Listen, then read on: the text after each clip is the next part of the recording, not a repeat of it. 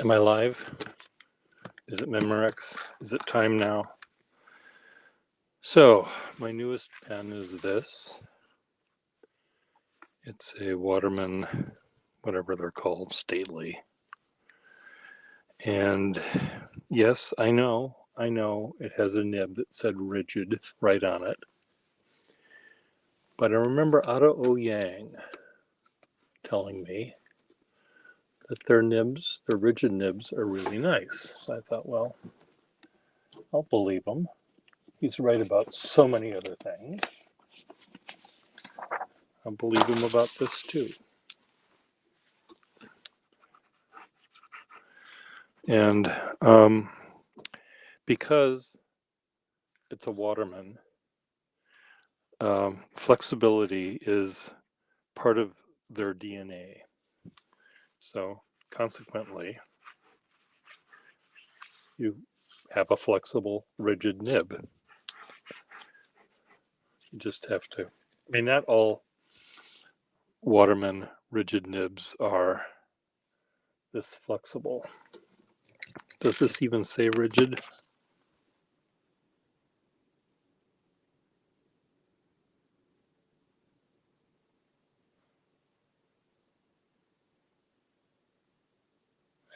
It does, in fact, even say rigid. I once repaired a pen for someone that had a rigid nib, and it was flexible. And it was flexible because here's the breather hole, and here was the big crack that came down from the nib. So this whole thing was essentially openable. That's not the case in this pen. This pen is actually rigid and unbroken. Now, let's see if I can find a piece of paper that's actually nice. This is just a piece of shitty, I don't know, uninteresting paper. Let's find a piece of paper that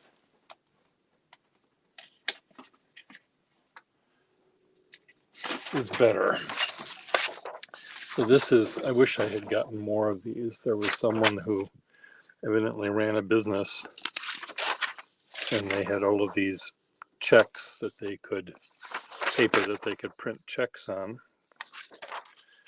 And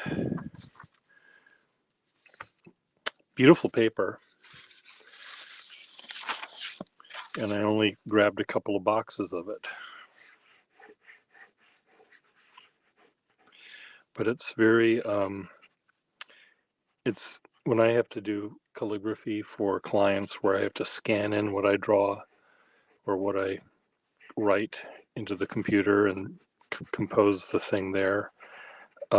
Sometimes I need to just write one word, and to use a nice piece of beautiful Bristol board to do that one correction, I don't like wasting paper like that. So I thought, well, I'll save all of this. So I've got, I don't know, a couple hundred sheets of this stuff.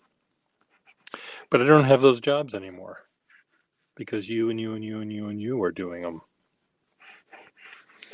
Well, that's good for you. Okay, so what else is wrong with this pen? As you can see, or maybe not, it has a black section and a gray barrel. So turn out the lights. Turn out the lights and you won't notice the difference.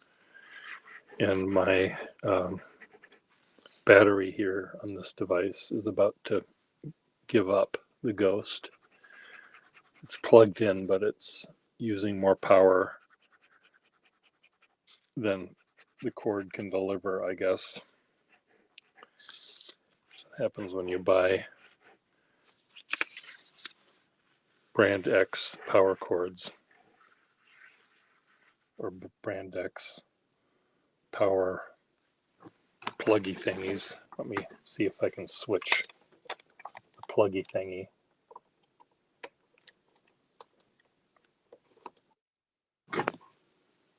See if this works any better.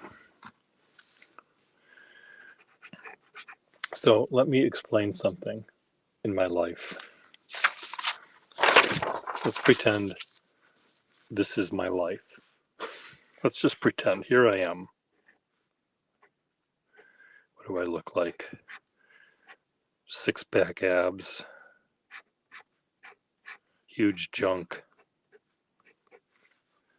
Buff. All sorts of muscles. Lots of hair. So this is me. What's wrong with this picture? Clearly that's not me, but let's just pretend. So here I am in my studio, my completely pristine, clean studio. And I have a computer over here.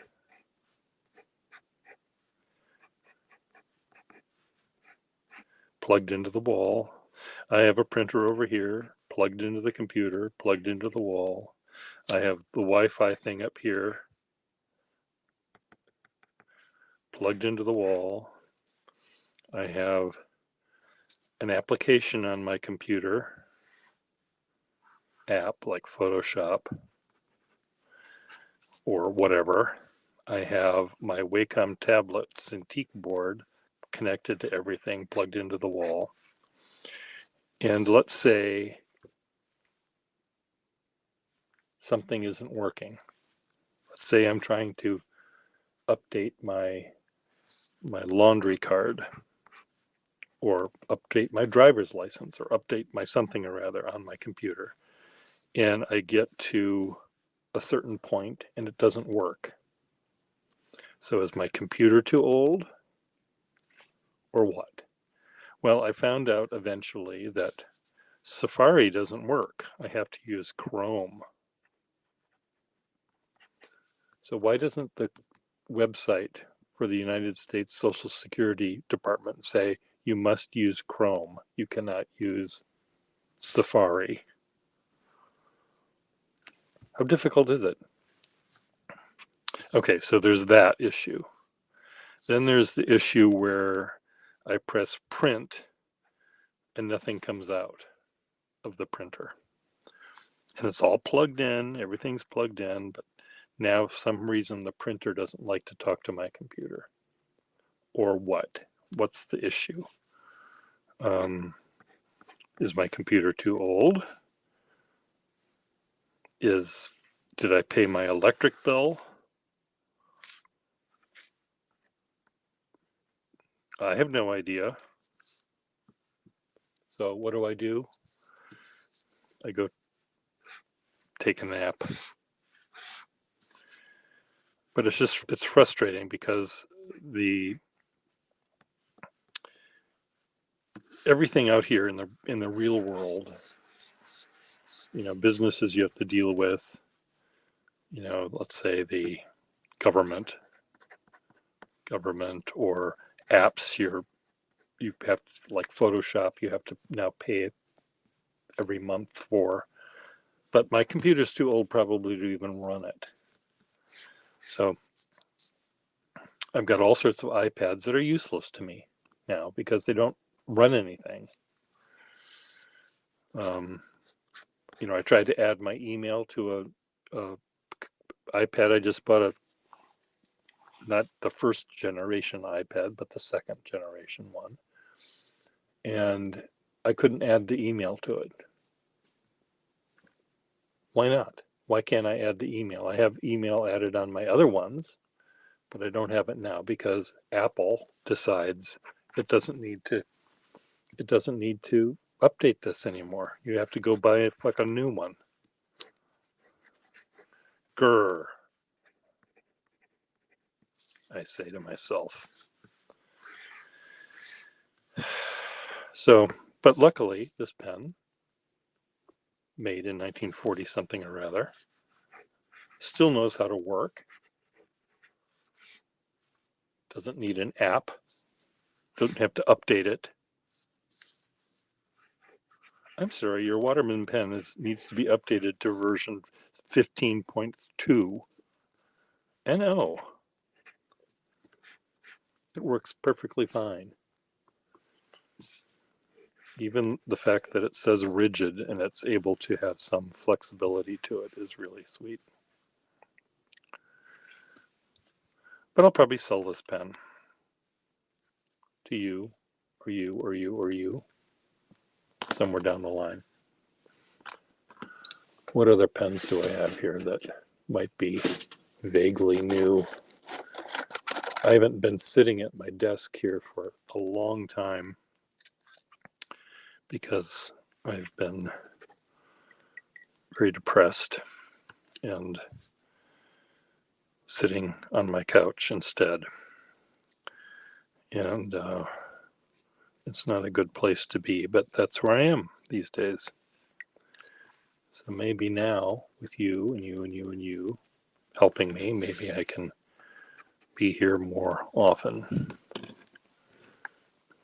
I met a new person that talks about pens online, and maybe I'll get him to be a guest of mine here. See, here's a Shaper Feather Touch nib or something. No, it's a Lifetime nib.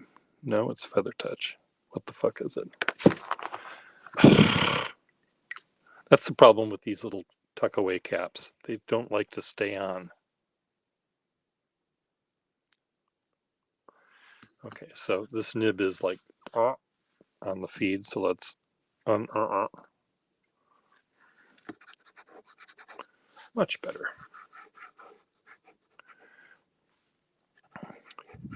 Anyway, I met this new guy online. It's scratchy when I do it upside down though, so I have to reset it. Works fine this way, but if I do this, it bites into the paper, which is why I had it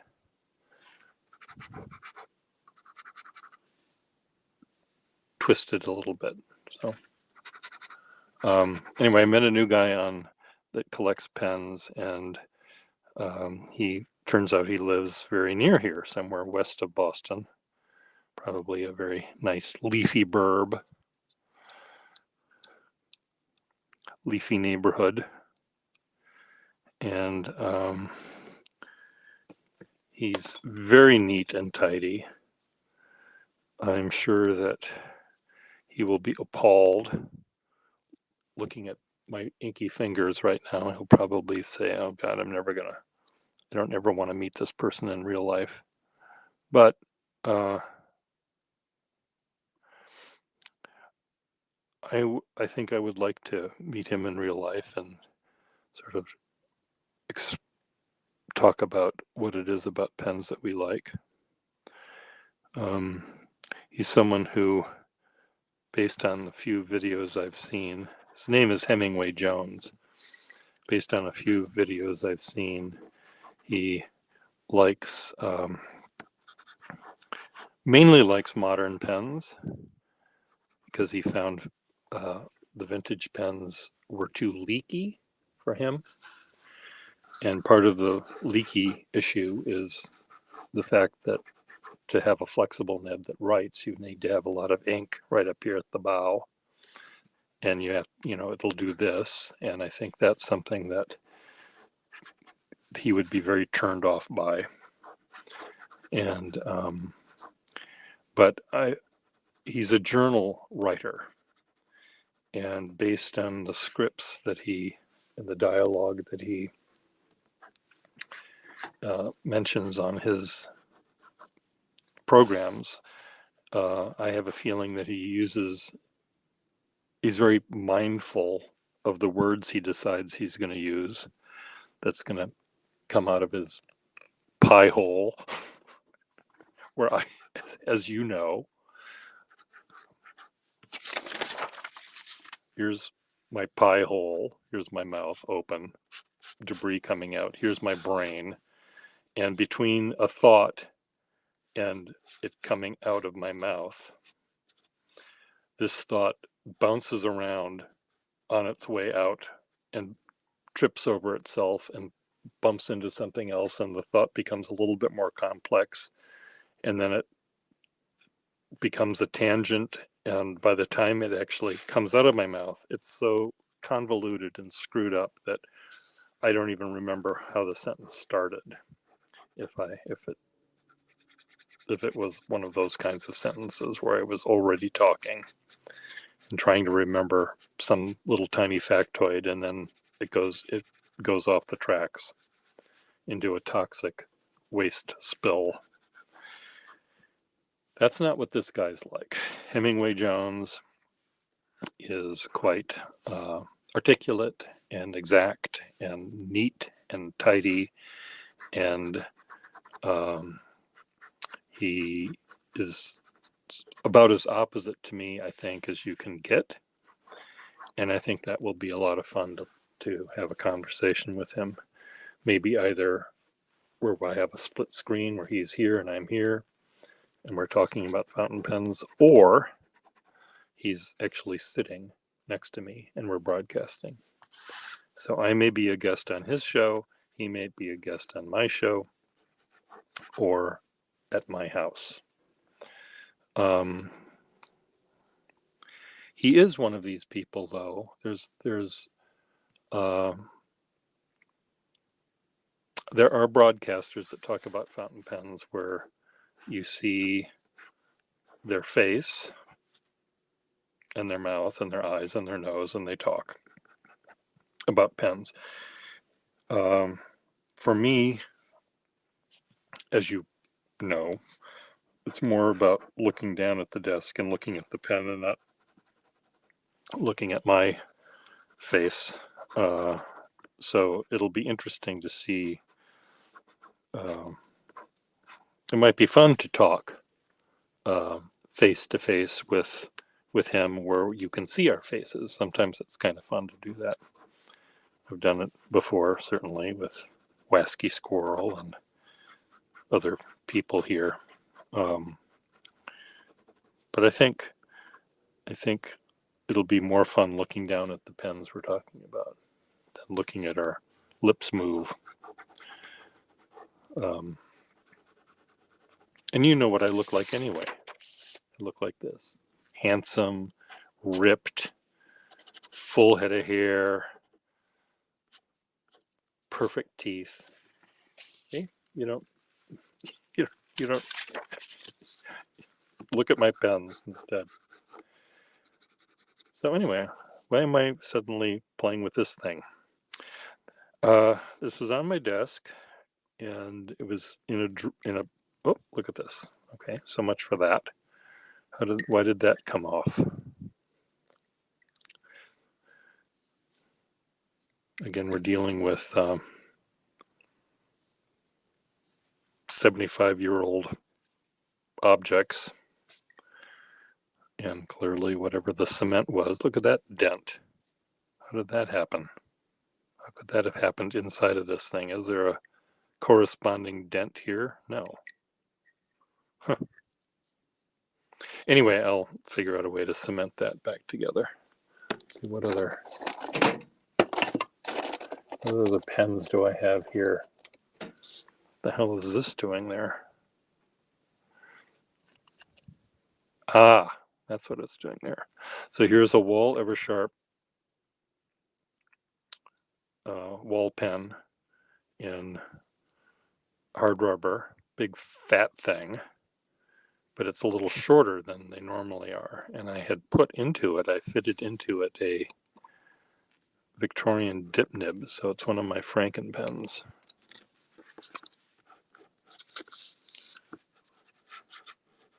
The reason it's not working is there's big blood clots, ink clots on the bottom of this ink bottle.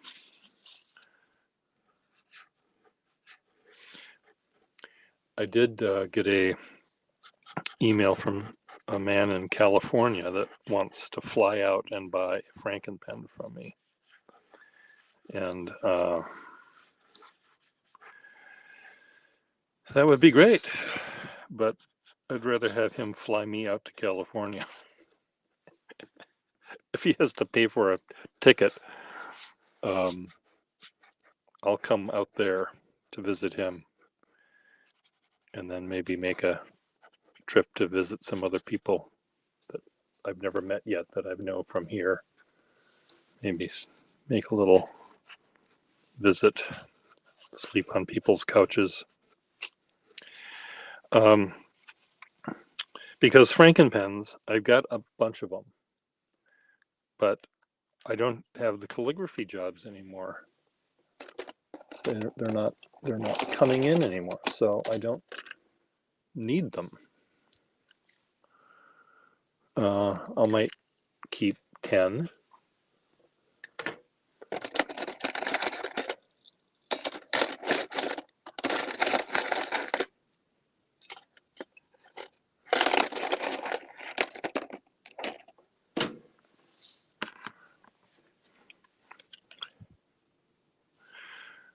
Okay, what's wrong with this pen? Well, I can see what's wrong. Oh, what do you know? Just a minute. I may have a use for this pen. I just bought one of these, and the cap does not fit on the pen. It doesn't screw on. Don't go away. I'll be right back. Don't go away.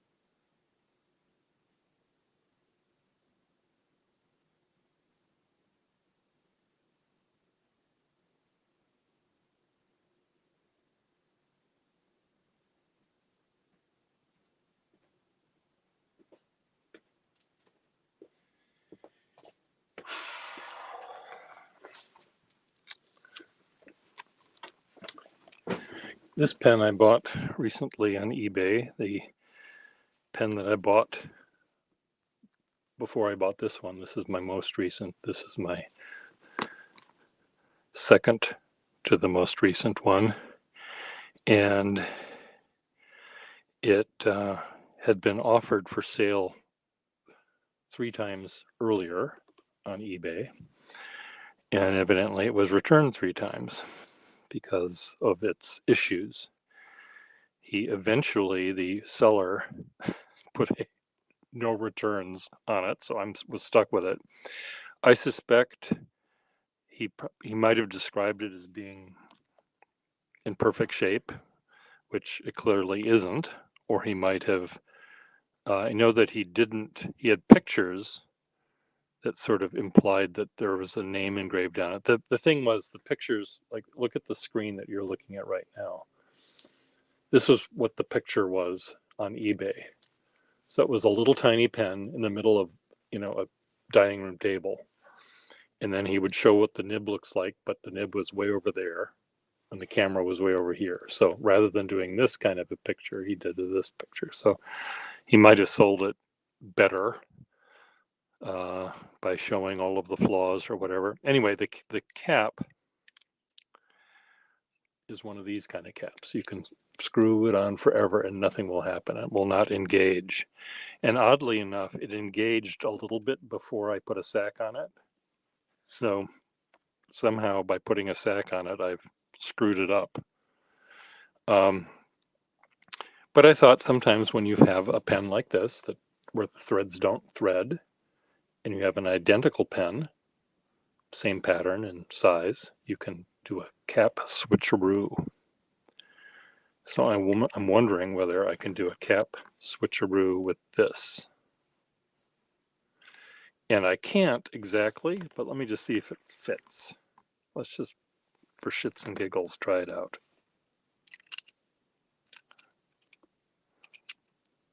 It sort of wants to engage a little bit.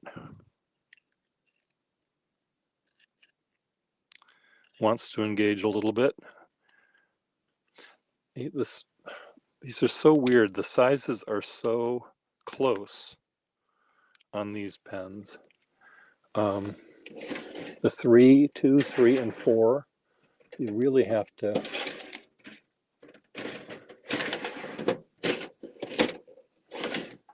have them all next to each other where you can unscrew them and screw them back together. And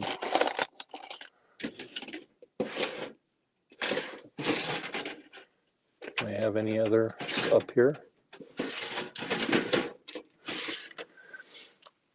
The difference between the cap and barrel is very minimal, and it's like the next size up. The barrel is just a little bit bigger in diameter than this one is, so the caps kind of sometimes can fit on, but not very well. And that's what's happening here. Anyway, let's pretend they did fit. The difference between these caps, so as you can see, this one has those little horizontal lines which match the horizontal lines on the barrel.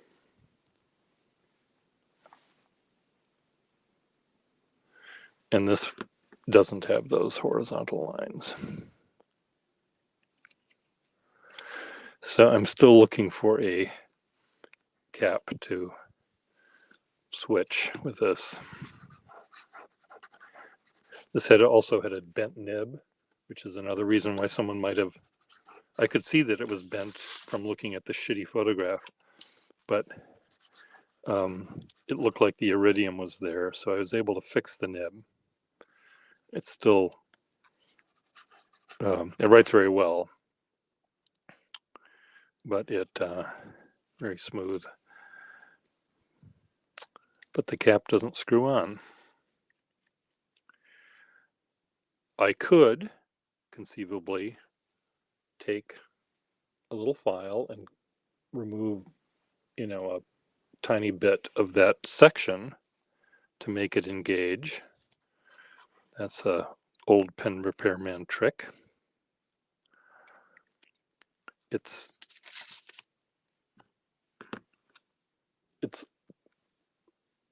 a perfectly good trick to use on a pen that has a big dent in it and teeth marks and stuff. You're not ruining a collector's item. This pen is like a Chevy truck from 1968. I suppose they're collectible now, but let's pretend it's only 15 years old. And it has the tailgate fell off. So you go to the junkyard and you ask the junkyard owner, do you have a tailgate for my 1968 pickup? Oh yeah, I got one right over here, but it's the different color. It's a red one and your truck is blue. Well, you put it on and you can use your goddamn truck, whether it has a red tailgate or a blue one. So if this is removed a little bit down to make the cap fit, it's fine in my book. I know that you would be spinning in your graves because I'm taking off something. But, finding a section is not the hardest thing in the world to do.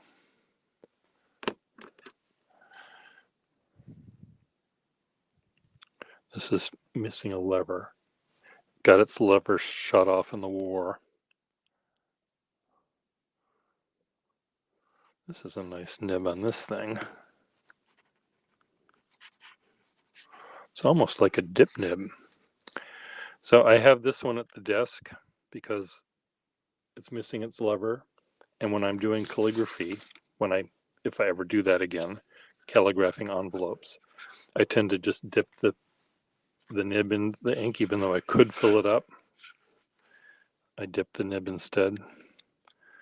There's something relaxing about that, I guess.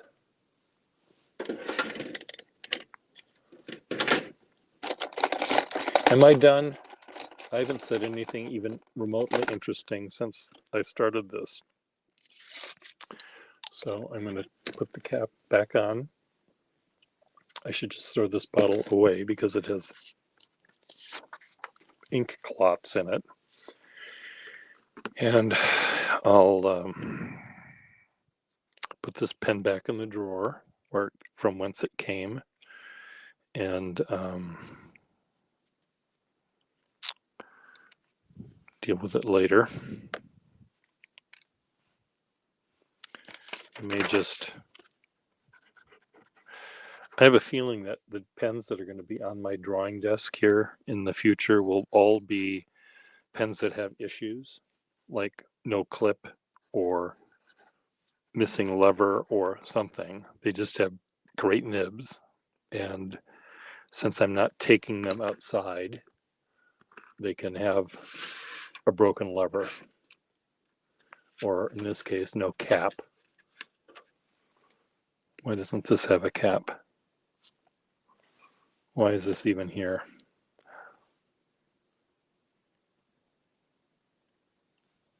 I don't know. Do I have a cap somewhere for it? Actually, I have a lot of pens here that don't have caps. I guess they just had really nice nibs, and I just have them here to draw with, and I put them back when I'm done. You don't need to go anywhere. This is a brush pen, I think. Yep, a brush pen. I haven't used this in years.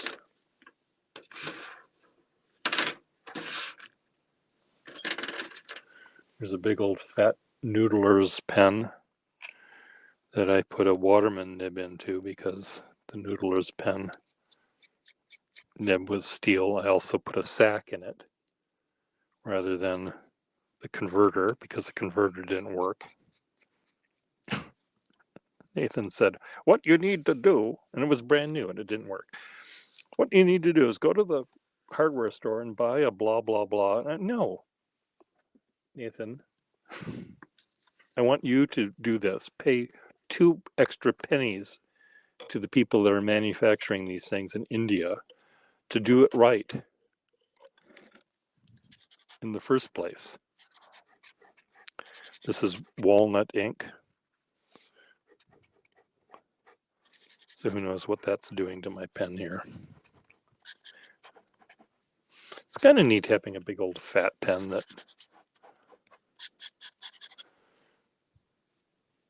made its way all the way from India to here.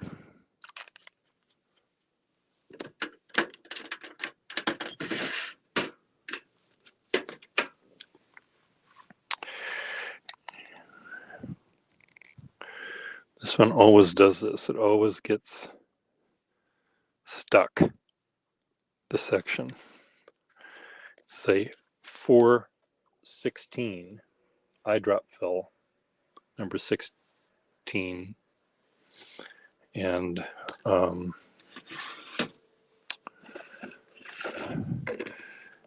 I fitted it with a very fine, sort of stiff nib, just because it was, or maybe it came that way, but I may have altered it.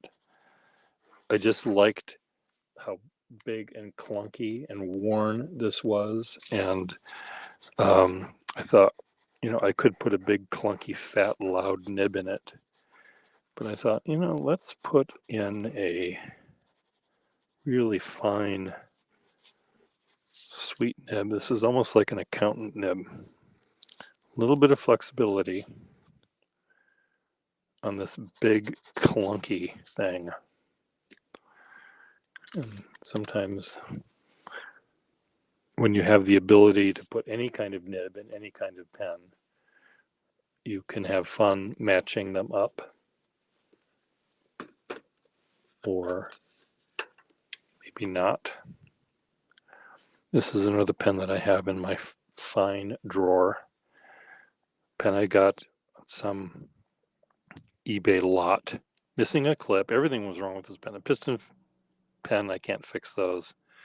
Doric, but one of those short little stubby ones, and it had another fine nib in it, and it's such a pleasure to write with the pen this size that has that fine nib, and it's very different experience than writing with a pen that's very long and skinny and has exactly the same nib. Even if the nibs were identical, writing with this one, the short one, is a different experience than writing with the long one with the same nib. And it gets your brain put in a different place, or my brain anyway, put in a different place, and makes me think and write completely differently than I would if this was in a longer pen.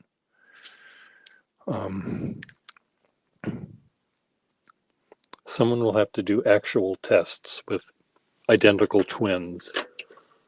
You give one twin